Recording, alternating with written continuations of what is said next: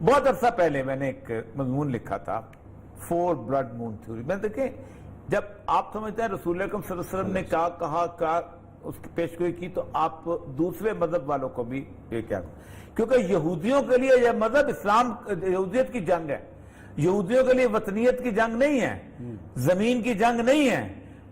ان کے ہاں وہ اپنے تمام تر اپنے وطن سب کچھ چھوڑ چھاڑ کے یہاں پہنچے ہیں. یہودی کہتے ہیں کہ جب یوم کپور اور ان کا جو ایک اور پاسوور ڈے جو ہوتا ہے اس کے دوران اگر 4 دفعہ سورج گرہن لگے تو اس کو کہتے ہیں 4 بلڈ مون.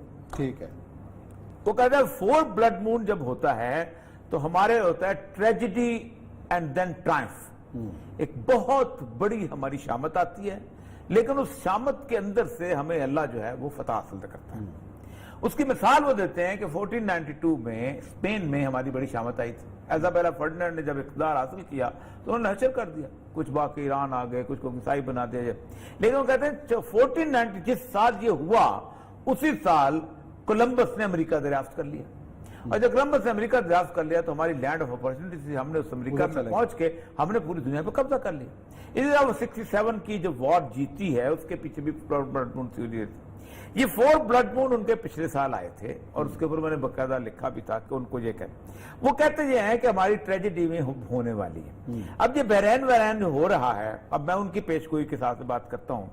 یہ بحرین جو ہو رہا ہے یہ اب ایک جنگ کا ایک شخص آنا ہے اور مجھے لگتا ہے ان کی کیلکولیشن یہ کہتی ہے، ان کے ربائز کی کیلکولیشن کہتی ہے. اور یہ ربائی جو کیلکولیشن ایسے نہیں کرتے اور غلط اس لیے بھی نہیں کہتا ہوں کہ رسول اللہ صلی اللہ علیہ وسلم نے آپ صلی اللہ علیہ وسلم کے پاس ایک دفعہ یہودیوں کا سردار حی ابن اخطب آیا اور آپ سے پوچھا آپ سے کہ مجھے آپ بتائیں کہ آپ کی امت کی عمر کتنی ہے. تو آپ نے فرمایا الف لام میم. وہ اپنے اس نے ابجد میں گنا، اس نے کہا یہ تو بڑی کم ہے. آپ نے کہا الف لام را. اس نے پھر گنا، پھر آپ نے کہا فا یا عین صاد. آپ نے وہ تمام حروف مقطعات جو ہیں وہ گن کے اس کے سامنے رکھتے ہیں. وہ باہر جا کے کیلکولیٹ کرنے لگا. اس وقت سے وہ آج تک کیلکولیٹ کر رہے ہیں کہ کتنے. اس کے حساب سے بھی ان کے نزدیک مارکا بہت نزدیک ہے کہ وہ سمجھتے ہیں کہ یہ 1500 سال کے قریب ان کا سارا بنتا ہے اور مارکا آ رہا ہے. اسی لیے وہ 1900 جو تھا 1919 میں وہ پہلا ایلیا جو تھا وہ قافلہ آیا تھا اور انہوں نے بحر طبریہ جسے سی ایف گیلیلی کہتے ہیں کراس کر کے آئے تھے. اب ٹائم نیڑے ہے، اب نزدیک ہے. اب اگر یہودی باہر رہ گیا تو یہودی مار کھا جائے گا اور یہودی جو ہے اس کو آخرت میں بخشش نہیں ہوگی. اور وہ کہتے یہ ہیں کہ اب یہ جو جنگ ہونی ہے عربوں کی، اس میں ایران آ جائے یا کوئی آ جائے، اس میں ہمیں کوٹ پڑنی ہے بڑی ٹھیک ٹھاک. اچھا. اور ان کا اندازہ ہے کہ فروری مارچ کے درمیان یہ کوٹ شروع ہو جائے گی. اور دوسرا وہ سمجھتے یہ ہیں کہ امریکہ جو ہے اپنے زوال کی طرف سفر کر رہے ہیں. بہت بڑی بلڈ شیڈ ہے امریکہ کے اندر جو ہونے والی ہے. اور کیونکہ وہ سمجھتے ہیں کہ امریکہ جب تک زوال پہ نہیں آئے گا اسرائیل بڑی طاقت نہیں بن سکتا. تو وہاں پر ان کی کیفیت یہ ہے کہ اب ہم چونکہ امریکہ سے باہر آنا ہے تو بلڈ شیڈ ہمارا وہاں پر ہوگا، خواہ وہاں پر ہو یا جہاں پر ہو.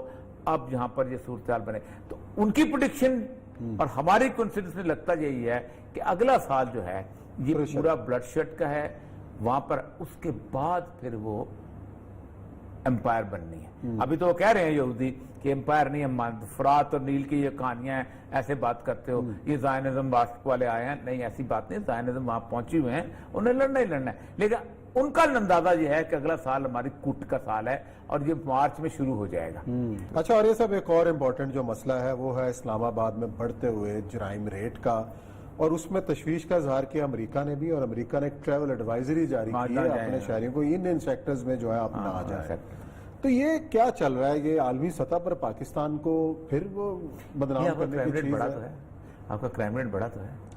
آپ مطلب دیکھیں نا، آپ آج جو کچھ اسلام آباد میں ہو رہا ہے، اگرچہ کو ڈی سی اسلام آباد مجھے روز اپنی خبریں بھیجتا ہے. بڑا متحرک آدمی ہے حمزہ شفقات صاحب. ہاں جی ہاں. ان کے ابا جی بھی شاید پولیس میں ہوتے تھے، ڈی ایس پی بڑے مشہور شفقات صاحب لاہور کے. ہاں جی ہاں، بڑے کمال، بڑے کرو قسم کے آدمی، زبردست قسم کے آدمی. تو لیکن بہرحال نہیں ہو، وہ بھیجتا رہتا ہے سارا کا سارا. اور آئی جی بھی تو آپ کے دوست ہیں اسلام آباد، عامر ذوالفقار صاحب. اچھا، وہ جا رہے ہوئے میرے سارے خرچ. لیکن میں صرف یہ بتا رہا ہوں کہ اسلام آباد جو ہے اب وہ اس طرح کا سیف سٹی جو ہے جسے کہتے تھے نا، وہ اب وہ نہیں بلٹ اپ ہو رہا. اس کے ہاں یہ جو کیفیت آتی ہے. دیکھیں امریکیز تو ہر جگہ خوفزدہ ہیں، اور وہ خوفزدہ اس لیے ہیں کہ امریکی سمجھتے ہیں کہ اب اس ریجن سے انہوں نے جانا ہے.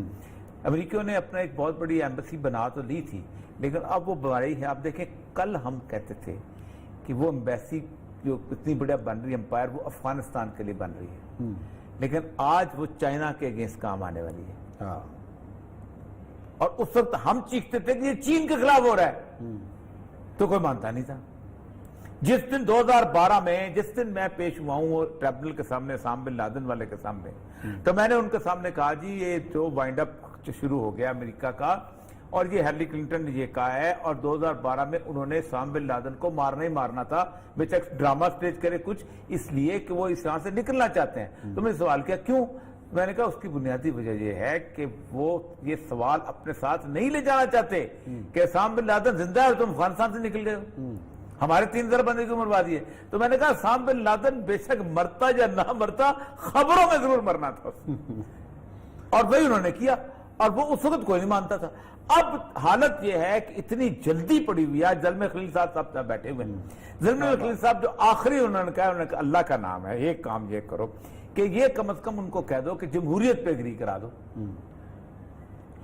طالبان کہتے ہیں جمہوریت لاؤ، سوشلزم لاؤ، کمیونزم لاؤ، فلانا لاؤ، ادھر سے لاؤ، ایک بات طے کرو کہ نظام اوپر ہوگا اسلام کا، وہ جو طریقہ کار بتائے گا اس کے مطابق ہماری طرف سے عبداللہ آ جائے، میرے کو پرواہ نہیں مارے لیجیے. یہاں پر ہے پھنسی ہوئی بات.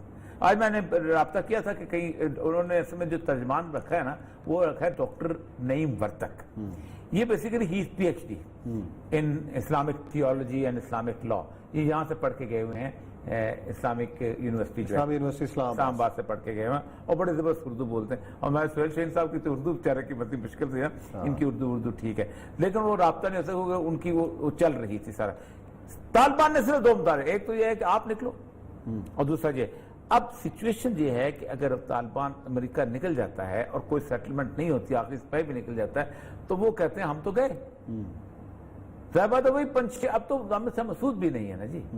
اب تو انڈیا کی وہ سپورٹ اس طرح. اسلام آباد کا کیا کریں، ہمارا جو مین ایشو ہے سر وہ یہی وجہ ہے. اسلام آباد کا مسئلہ یہی ہے کہ اسلام آباد میں وہ امریکن جو ہیں وہ اپنے آپ کو دوبارہ اس بڑے قلعے میں بند کرنا چاہتے ہیں. اچھا، یہ سیکورٹی کا شور مچا کے اور وہاں انہیں ایکٹیویٹیز کرنی. اس کو دیکھیں آپ بلڈنگ دیکھنا، بیروت کے بعد وہ جب بیروت کی ٹرک سے اڑی تھی نا بلڈنگ، اس کے بعد سب سے بڑی یہ بلڈنگ بنی ہے. اور بیروت جو تھا CIA کا سب سے بڑا ہیڈ کوارٹر تھا، اور بیروت کے بعد جو دوسرا ہیڈ کوارٹر بنا تھا وہ قندھار میں.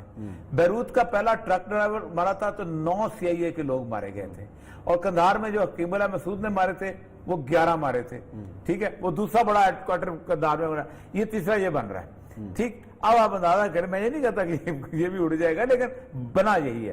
اور بیروت جو CIA کا جو ہے نا اپنا وال، آپ CIA کے دفتر میں جائیں نا تو ایک بڑی دیوار ہے بنی ہوئی.